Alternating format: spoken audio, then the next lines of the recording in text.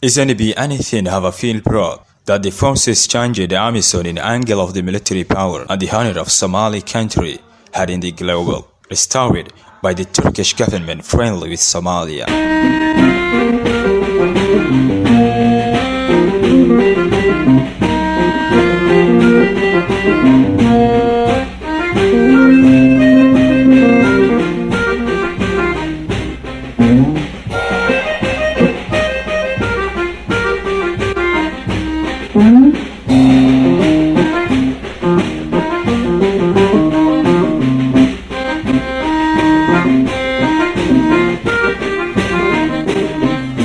The Somalian military forces varies better than Amazon for the inventory, weapons, and the tactical warfare. The forecasting of the upcoming years, Somali national will be a country have a strong forces equipped for the defense of their nation, their seas, lands, and the air. The territorial lands, with the foreign neighbors added to their territory sanctions among Somalia, will be encampment and shelter for the military forces and the upcoming generation trained by Turkish government, and spending endeavors and defense for the tightening security of Somali borders.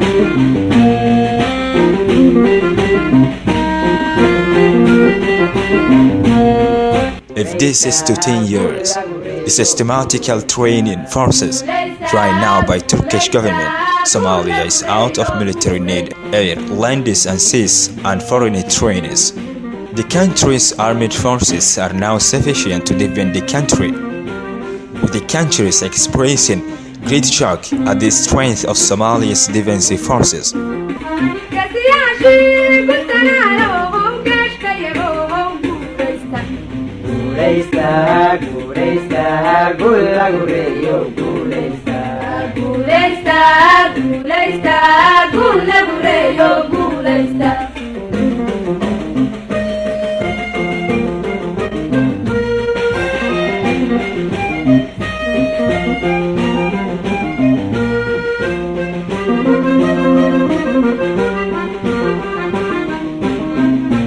I, Abdikhader Mohamed, directed this informative article for the demonstration of Somali national armies and trainees alongside Turkish government.